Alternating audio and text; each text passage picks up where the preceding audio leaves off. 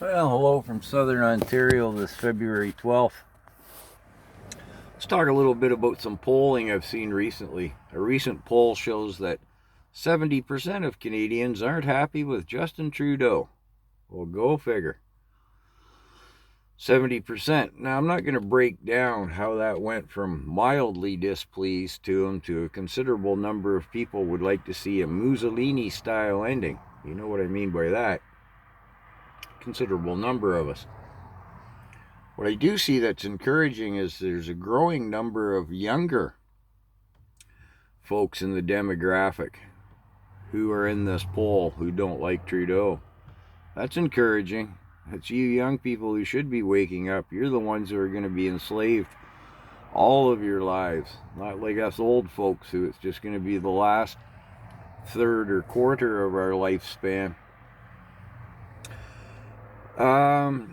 Let me know what you think in the comments. Who's the 30% who's possibly still in favor of Justin Trudeau? Well, let's look at the immigration numbers. And before I get into it, don't take me wrong. I have nothing wrong with immigration. I see no fault in it. As long as it's socially and economically responsible, which I don't see happening. I think he's just been importing votes. We have no idea what the true number is, of course. They won't tell us. But I say it's 4 million. Where did that housing crisis come from? Oh, that's where it came from. Oh, forgive me. Anyways, to round out some numbers and round them down only slightly, only 16 million Canadians voted in the last snap election out of an eligible 28 million. So, of course, all 4 million, that's my guesstimate on how many votes he's imported. Not all of them are going to vote, so the math is kind of hard to figure out, but, well, 4 million on 16 is 25%. Although, again, that math can't be construed as true, but you see my point, I think. Let me know what you think in the comments.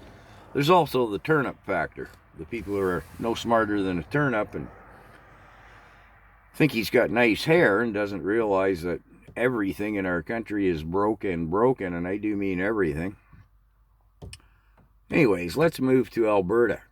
I saw a recent poll that showed Danielle Smith, leader of the UPC party, isn't running that much further ahead than the NDP than I thought they would have been. The support for the NDP comes mostly from Calgary and Edmonton, the two big cities in the province, if you're not from Canada. Well, this kind of makes sense, doesn't it? It's always the city people who vote socialist. I wonder if they realize the provincial NDP party is part of the federal NDP party. That's in the NDP party's mandate, that the provincial NDP members of parliament, are all under the federal banner. It's all one party. Whereas, for example, the Conservative Party in Ontario is not really related to the Conservative Party federally. I wonder if those idiots in Calgary and Edmonton realize that. I don't know. Let me know what you think in the comments.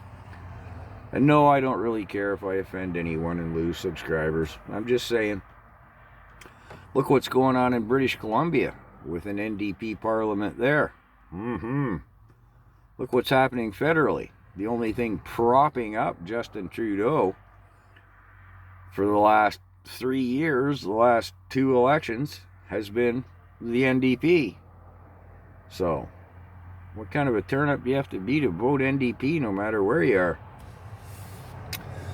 And although it has nothing to do with polling, I see that Danielle Smith, the provincial premier in Alberta, and Scott Moe, the provincial premier of Saskatchewan, have both firmly said no to Justin Trudeau's both digital healthcare WEF plans and no to just transition. which the whole carbon will starve, no nitrogen fertilizer and electric cars and renewables and all that BS boondoggle. Well, where's Manitoba in all this? I don't really hear anything from Manitoba.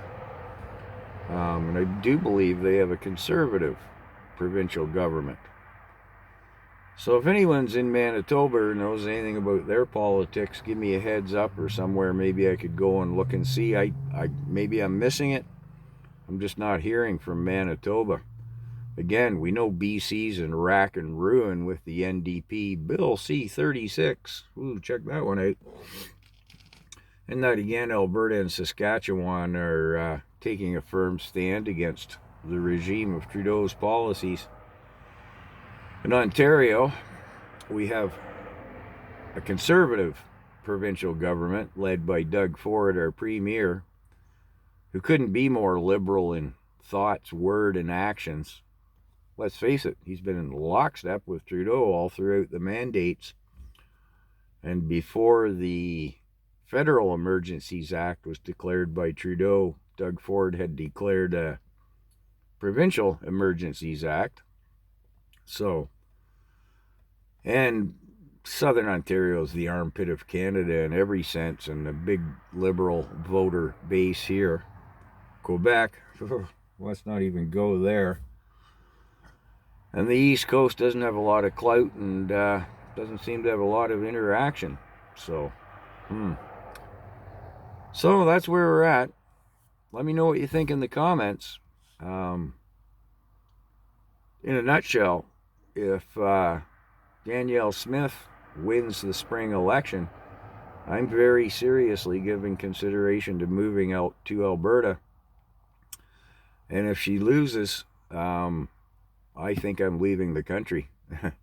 I don't know quite how I'm going to afford to do that, but I can't see any point in staying here if we don't have some bastion of hope of resistance against the federal regime of Trudeau and the WEF edicts. Let me know what you think in the comments.